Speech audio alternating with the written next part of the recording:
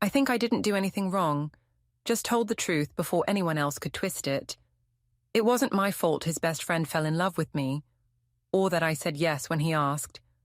I thought honesty would make things cleaner, but all it did was end everything faster than I imagined.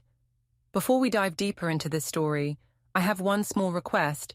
Please subscribe, drop a like, comment, and hit that hype button to boost this channel so more people can discover these incredible stories. I think I didn't do anything wrong, just told the truth before someone else did. It wasn't like I planned to fall for Ryan. Things like that just happen when your husband forgets how to see you. Mark had turned into a shadow in his own house. Quiet, predictable, never angry, never curious. Ryan was the opposite.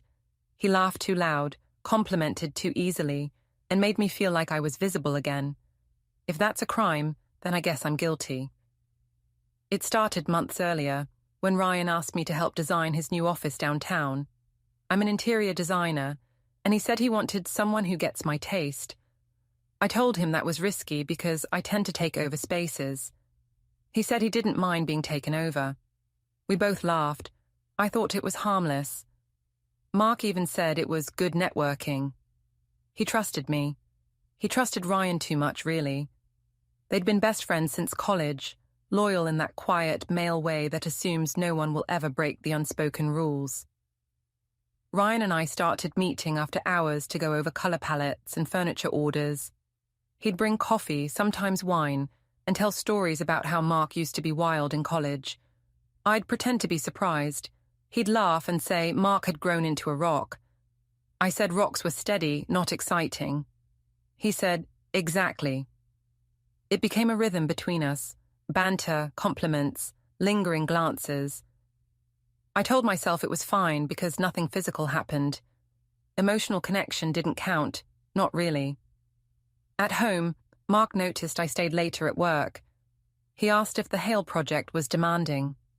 I said clients like Ryan expected perfection. He nodded and said he was glad I was doing well. That was the problem. He didn't push. He never pushed. I told him once that he made everything too easy. He said he thought marriage was supposed to be peaceful. I said peace was just another word for boredom. He looked at me for a long time and then went back to washing dishes. One Friday night, Ryan invited me to a small party for his business partners. He said Mark was welcome too, but he probably wouldn't enjoy it. I didn't invite him. At the party, Ryan introduced me as the woman who saves me from my own bad taste. Everyone laughed, and I loved it. He kept refilling my glass and telling me I deserved more recognition. I said Mark didn't like attention. He said that explained everything. Later, when he walked me to my car, he said, "You know, if I'd met you first, things might have been different." I laughed, but I felt my face grow warm. I told Nora, my sister, about it the next day. She said Ryan was dangerous territory. I said she was too cautious, that men and women could be close without it being scandalous. She said, "Not when one of them is your husband's best friend." I told her she watched too many dramas, but her warning stayed in my head longer than I wanted to admit. Still, I kept seeing Ryan. We started texting during the day. Little jokes, private compliments. Once he sent a photo of a painting he'd bought and asked, "Would this look better in your house or mine?" I replied, "Maybe both." When I told Mark about the new piece, he said Ryan had good taste. I said, "He gets me." Mark said, "I get you too." I said, "You used to." He didn't respond. By early spring, Ryan and I had our own language, shared looks, subtle pauses. One afternoon he said, "You ever wonder if we made the wrong choices?" I said, "You mean in work?" He said, "In life?" I told him he was being dramatic. He said, "Maybe. But if I told you I could make you happier, would you believe me?" I didn't answer. I went home and cooked dinner for Mark and Ella, pretending everything was fine. During dinner, Mark said Ryan wanted to take him golfing next weekend. I almost choked. I asked if he'd said yes. He said he wasn't sure yet. I told him he should go, that they needed guy time. He smiled faintly and said, "You're encouraging me to see my best friend now." I said, "You make it sound suspicious."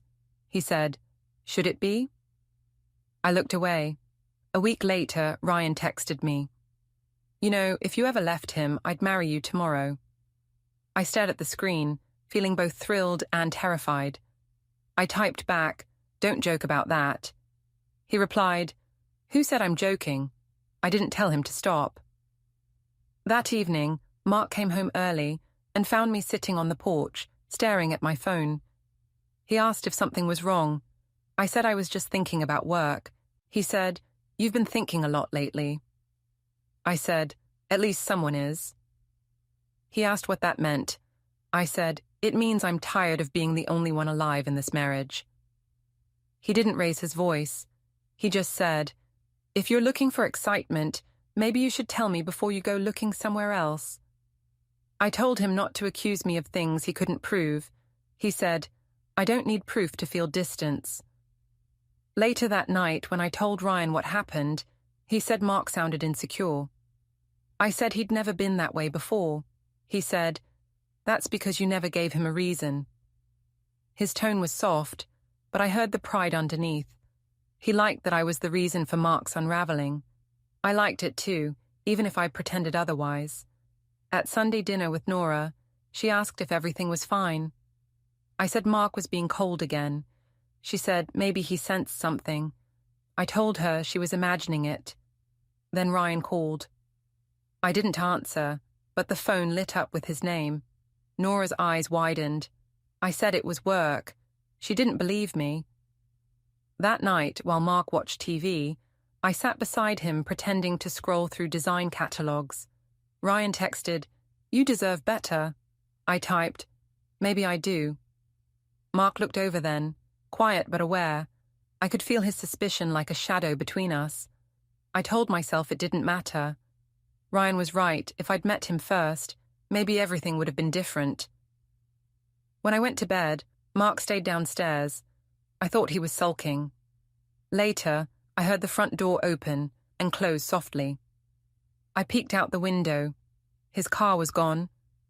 I should have cared, but I only felt a strange calm. Maybe this was how change began.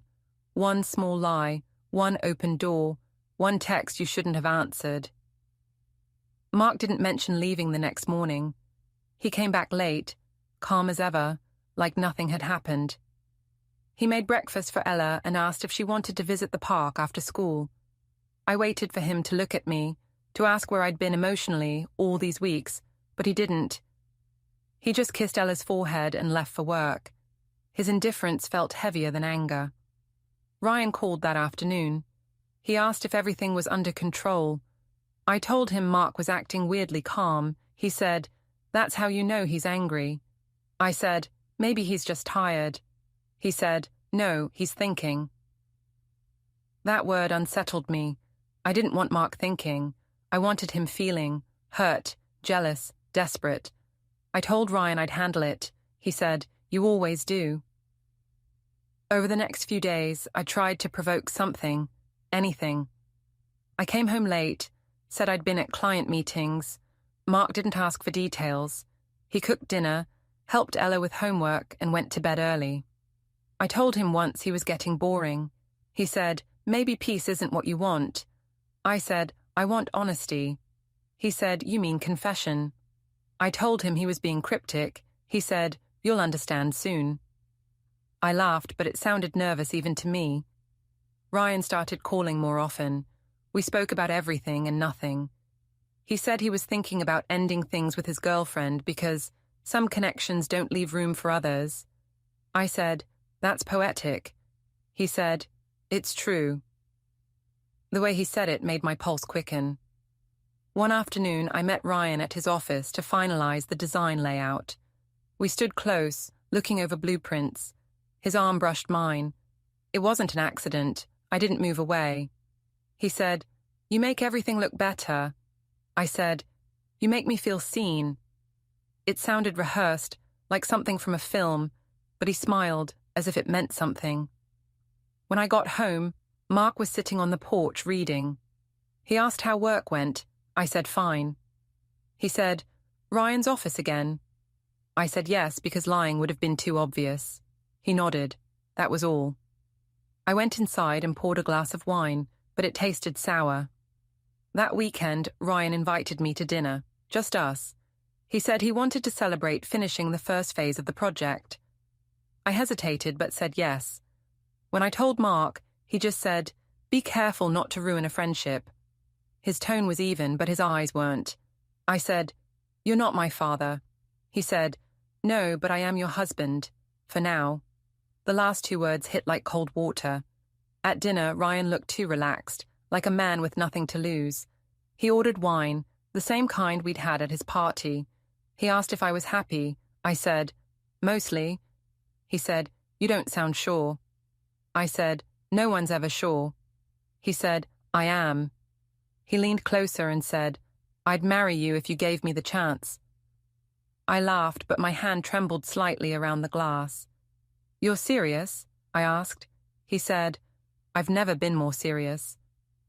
I didn't answer right away. A part of me waited to feel guilt, but it didn't come. I only felt alive, like someone had finally picked me out of a lineup of invisible people. I said, "That's not funny." He said, "It wasn't supposed to be." When I came home, Mark was still awake. He asked if dinner was nice. I said it was professional. He said, "That's good. Keep it that way." I said, "You don't get to tell me what to do." He said, "No, but I get to decide what I accept." I asked what that meant. He said, "You'll see."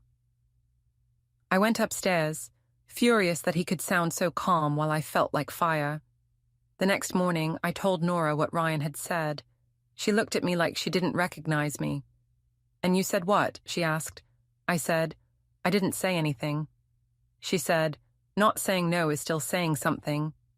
I told her not to moralize. She said, "Then stop confessing." Later that week, Ryan showed up at my studio with coffee and a grin.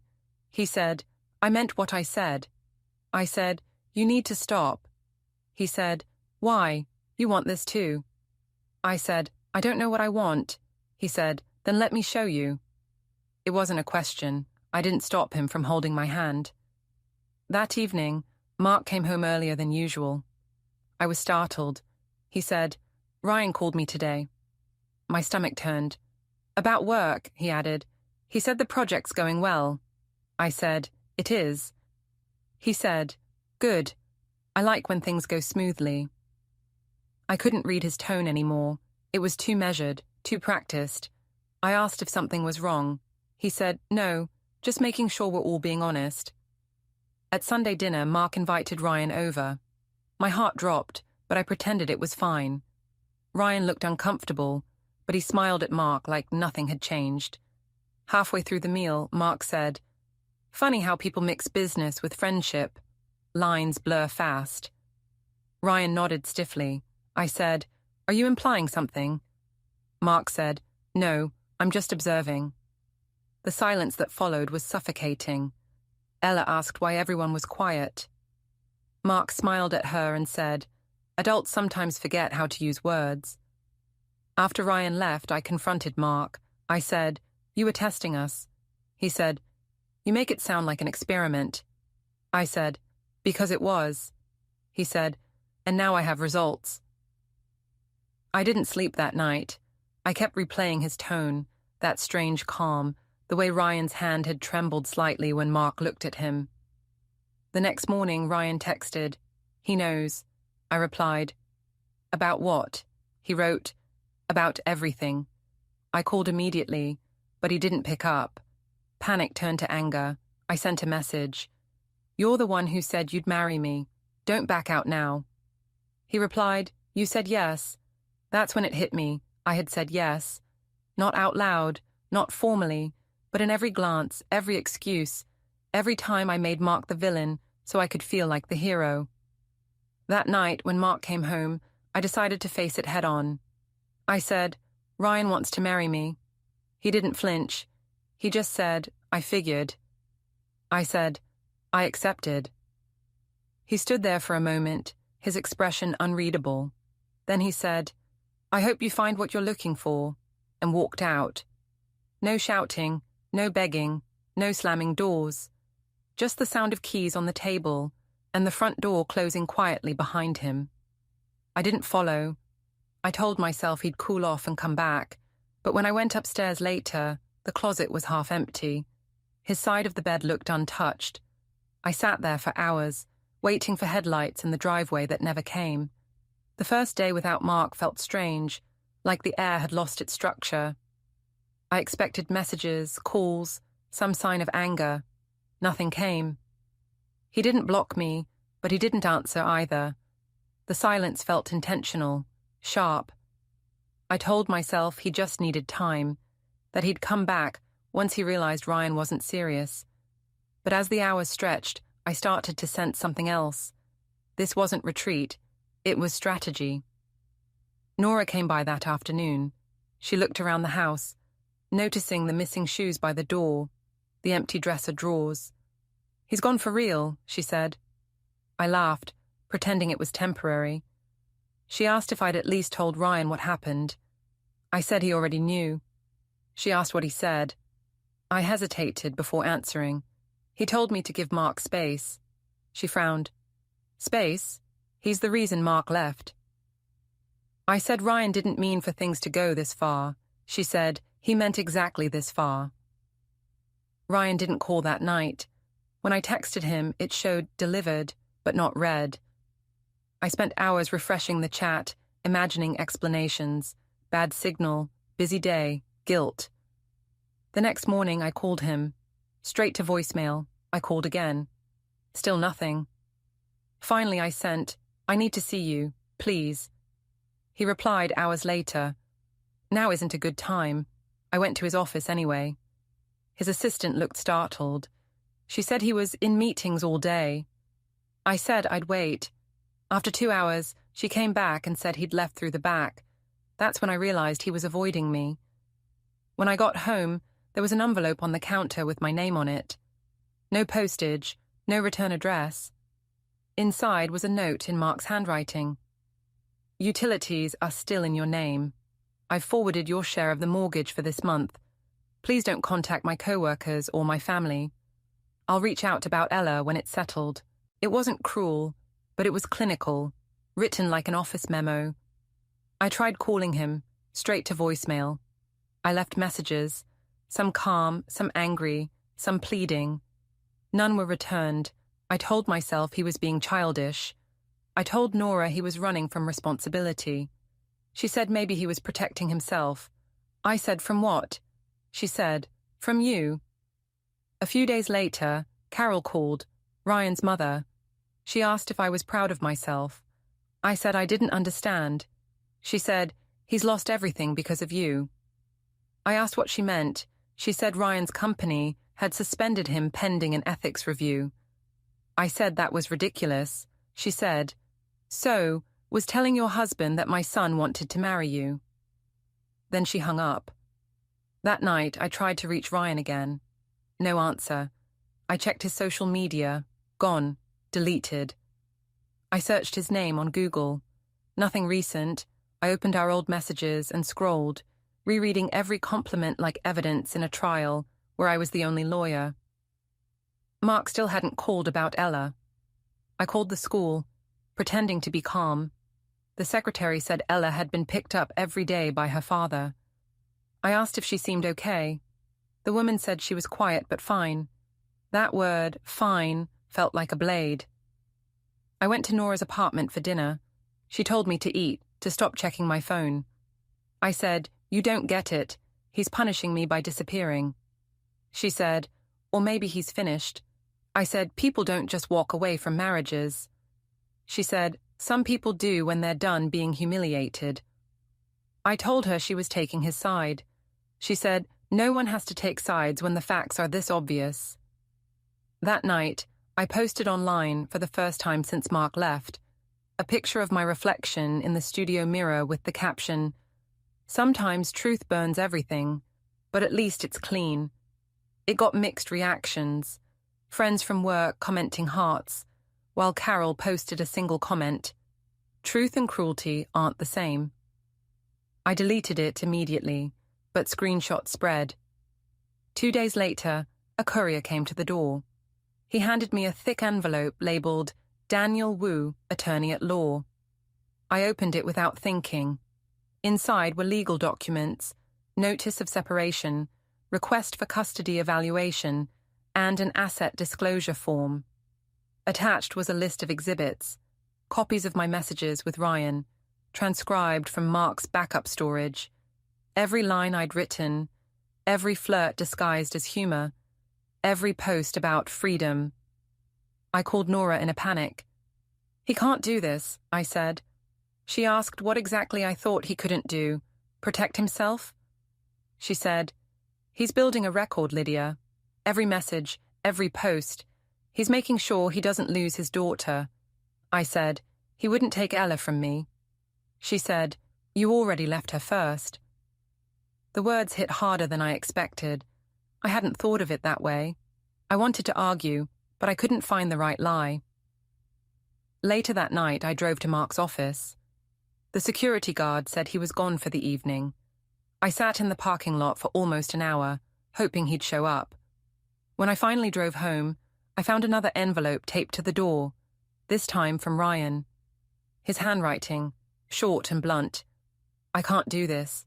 Don't contact me. Please move on." I stared at the note until the words blurred. Then I ripped it up, but the pieces felt heavier than the paper should have. The next morning, I found out Ryan had left Portland. Carol posted online that he'd taken a consulting position in Denver. I read the comments congratulating him. No one mentioned me. It was as if I'd never existed. By the end of the week, the only thing left was the echo of everyone's silence. Mark's, Ryan's, even Ella's. I tried to call my daughter again, but the call went through to voicemail. Her recorded voice said, "You've reached Ella and Daddy. Leave a message." I said, "It's Mommy. I miss you. Tell Daddy I just want to talk." The line clicked.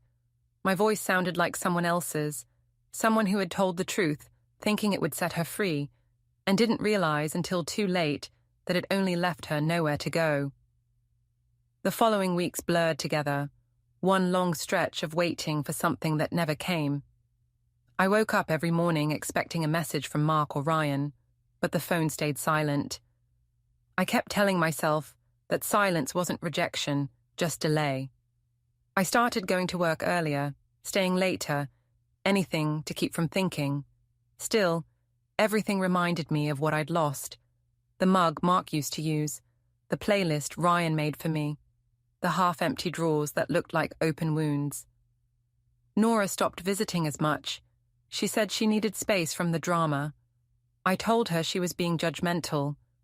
She said she was tired of watching me destroy myself and calling it bravery.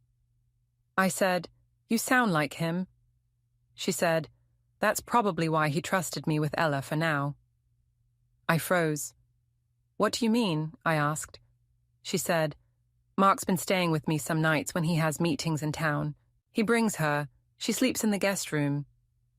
The idea of my daughter sleeping in my sister's house without me made something snap inside. I said, "You had no right." She said, "You had every chance." I stormed out before she could say more. That evening, I drove to Nora's apartment, but no one answered when I knocked. I waited an hour, then left. When I got home, there was another letter in the mailbox, this time a formal one from Daniel Wu. It listed the upcoming preliminary hearing for custody and a note. "Please refrain from direct contact with the child until arrangements are finalized." The phrasing, "the child," felt like punishment.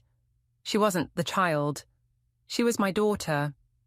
I spent the next few days trying to convince myself I could fix things. I called Mark's office and left a message with his assistant, saying it was urgent.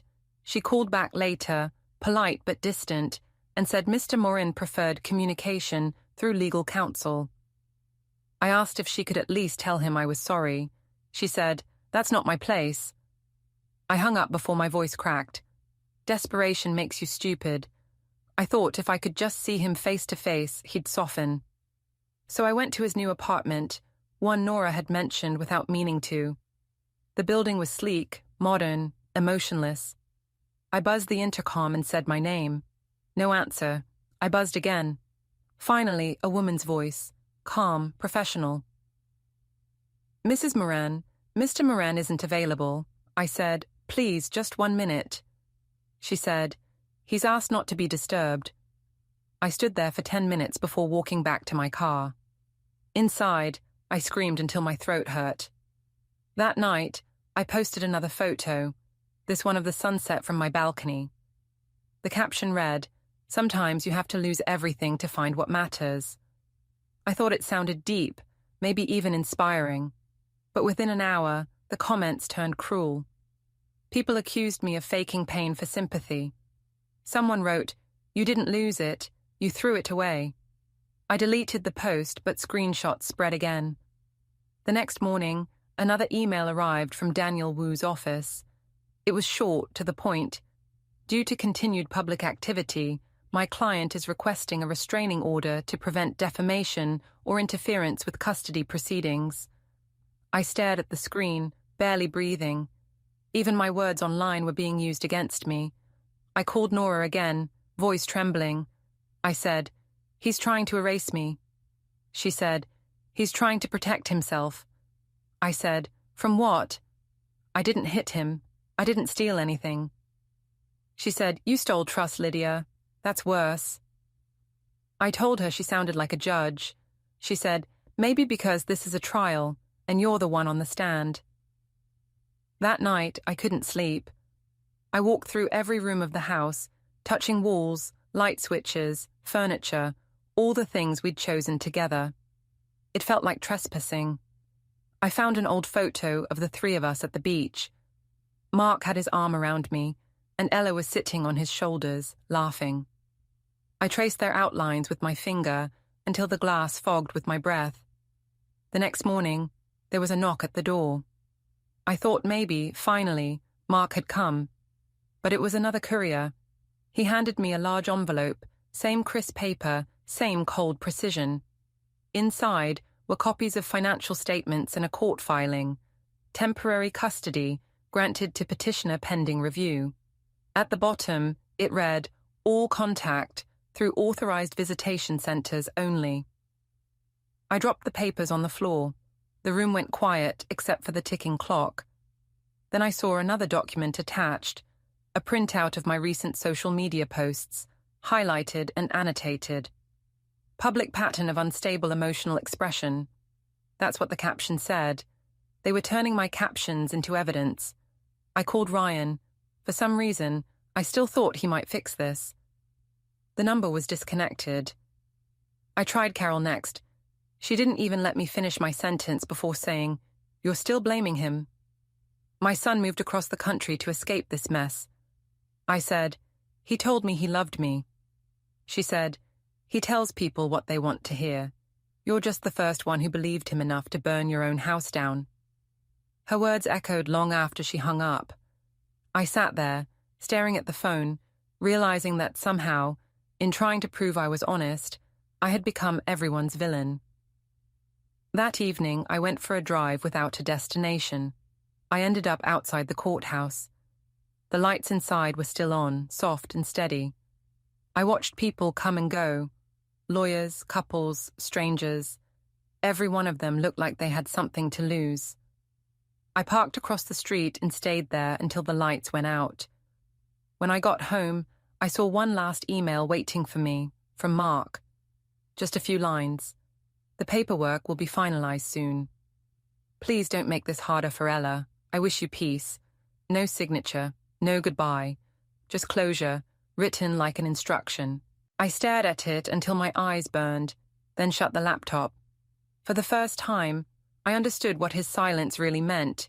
It wasn't punishment, it was freedom. The kind that didn't include me. The hearing notice came a week later. Heavy paper, official seal, my name printed beside respondent. The word looked foreign, like a label from another life. I held the envelope for hours before opening it. When I finally did, I saw the date circled in blue ink, 10 days from now. Below it, in neat type, custody and asset review. It was real. I called Nora. She said she already knew. Mark had told her so she could help coordinate Ella's schedule. That detail cut the deepest. Not that she knew, but that he trusted her with logistics more than me. I said, "You're on his side." She said, "I'm on Ella's." That night, I called Daniel Wu's office myself. His assistant said he couldn't speak directly to me since he represented Mark. She gave me the number of another attorney who might help. I wrote it down, though my hand was shaking too much to read it. When I met with the new lawyer, a woman named Karen O'Donnell, she didn't sugarcoat anything. She flipped through the files I brought, my social posts, and the messages from Ryan. Her face didn't change once. Finally, she said, "You've made this difficult for yourself." I said, "I was just being honest." She said, "Honesty doesn't erase consequences." I told her Mark had overreacted. She said, "No, he prepared." Karen explained what abandonment meant in legal language. I tried to interrupt, but she kept going, steady, clinical. She said every photo, every caption about freedom or truth could be used to prove instability. She asked if I'd deleted them. I said yes. She said it didn't matter. Screenshots lived forever. When I got home, I sat in the living room surrounded by papers. The air smelled like printer ink and failure. I told myself this was temporary, that Mark would calm down once he saw I wasn't fighting him. But deep down, I knew it wasn't about calming down. It was about closure. The next day, I went to the design studio. My co-workers looked at me strangely, their smiles too polite. I found out later why. Someone had emailed them an article about high-profile domestic cases involving workplace relationships. My name wasn't mentioned, but the timing wasn't coincidence. One client called to pause our project indefinitely. Another stopped responding altogether. At lunch, I sat alone scrolling through old texts from Mark, ones I'd ignored at the time. Little things. Reminders about groceries, notes about Ella's school events, a picture of a sunset captioned, "Wish you were here." I had replied with a thumbs up. Now that small emoji felt cruel. I went home and found another letter from Daniel Wu's office. Inside was an updated financial summary. Mark had frozen the joint account and moved funds into separate trust holdings for the benefit of the child. My signature was no longer required. I called Karen, panicking. She said, "That's standard. It's legal protection." I said, "He's cutting me off." She said, "He's protecting what's his." Later that night, I tried writing a statement for the hearing. I wanted to sound calm, composed, reasonable. I wrote, "I only wanted honesty in my marriage." Then crossed it out. I wrote, "I never meant to hurt anyone." Crossed that out too. Every sentence looked small next to the facts. When I couldn't sleep, I called Nora again. She answered on the second ring. I said, "He's taking everything." She said, "You gave him every reason." I said, "You think I deserve this?" She said, "I think you need to stop talking about deserving and start talking about learning." I hung up before she could continue. The next day, I drove past Mark's new apartment. I didn't mean to. My hands just steered that way. The curtains were open. Through the window, I saw him sitting at the table, reading something while Ella colored beside him. They looked peaceful, like a photograph you couldn't buy back. I stayed until the lights turned off. When I got home, another email waited for me, this time directly from Mark. It was short. "Please confirm you've received all legal notices. Further communication should go through counsel. No greeting, no ending, just efficiency." Karen called the next morning to prepare me for the hearing. She said, "Stay calm. Don't interrupt. Don't make emotional arguments." I said, "So I can't tell the truth?" She said, "Not if the truth sounds like self-pity." I spent the next few days pretending I still had control. I cleaned the house, organized files, even rearranged furniture, but every movement felt hollow. When the weekend came, I bought flowers, white lilies, Mark's favorite, and placed them on the table, like peace offerings to ghosts. Then Monday arrived. I dressed carefully. Dark skirt, cream blouse, minimal makeup. I looked at myself in the mirror and thought I still looked like the woman Mark once loved. Maybe that would matter. Outside the courthouse, the air smelled like rain. I saw Mark standing near the steps, talking quietly to Daniel Wu. He looked the same, steady, composed, but thinner, as if the weight I'd carried had shifted onto him. I almost called out, but Karen placed a hand on my arm and said, "Don't." Inside, I sat across from him for the first time in weeks. He didn't meet my eyes. I wanted to scream, to make him look at me, to remind him we were real once. Instead, I kept my face neutral, repeating Karen's words in my head. The judge opened the file, scanning each page. My social media captions appeared on the screen, projected like confessions. Sometimes truth burns everything, but at least it's clean. Choosing love over fear. Freedom tastes bitter before it's sweet. The judge asked if I'd written them. I said yes. My voice sounded steady, but my hands trembled under the table. Mark's lawyer explained how those posts coincided with his discovery of Ryan's messages, the night I admitted everything. He spoke gently, like this was just paperwork. Mark stayed silent. His silence did more damage than words ever could. When it was my turn, I said I'd only wanted honesty. The judge asked, "Honesty with whom?" I couldn't answer. Karen whispered for me to stop talking. By the end of the hearing, I knew it was over. Not just the marriage, but the narrative I'd built around it. I'd called it love, freedom, truth, but to everyone else it looked like abandonment. The judge adjourned until final ruling next week. Mark stood to leave without looking at me. For a moment, I wanted to grab his arm, to beg him to remember the good parts, but Karen whispered, "Don't make a scene."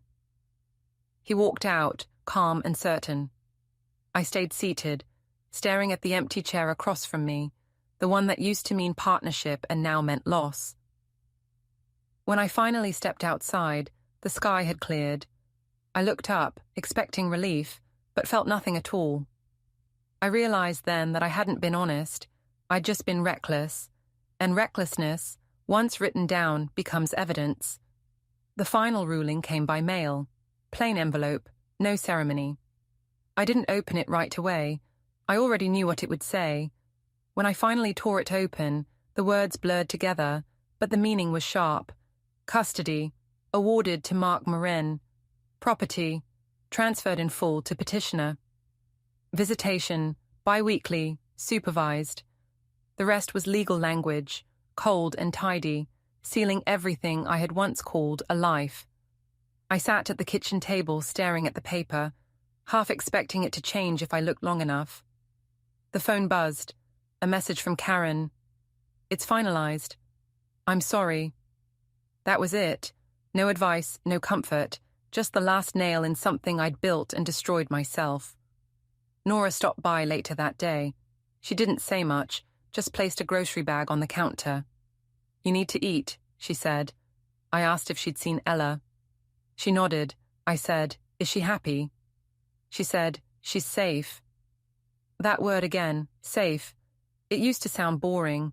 Now it sounded unreachable. When she left, the silence filled the room like water. I walked from room to room, touching walls, tracing where picture frames used to hang. There were small holes everywhere, reminders of things I'd removed too late.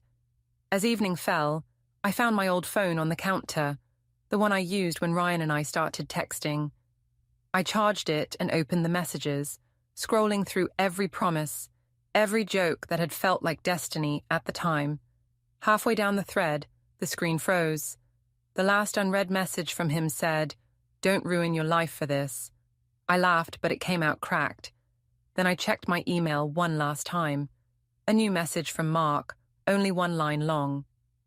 "The transition is complete. Please communicate through the center. No bitterness, no accusation, just finality." I went to the window and watched the streetlights flicker on. Somewhere out there, he was probably reading Ella a bedtime story. maybe the same one he used to read when we were still a family. The image should have hurt more than it did. Instead, I just felt tired, like the punishment wasn't losing them, but realizing how easily they could live without me. I folded the court papers neatly, placed them in a drawer, and whispered to no one. At least I told the truth. The words echoed softly, small and pointless, before disappearing into the quiet. Don't forget to hit like, subscribe, and turn on the bell so you don't miss the next story. Write in the comments from which city you are watching.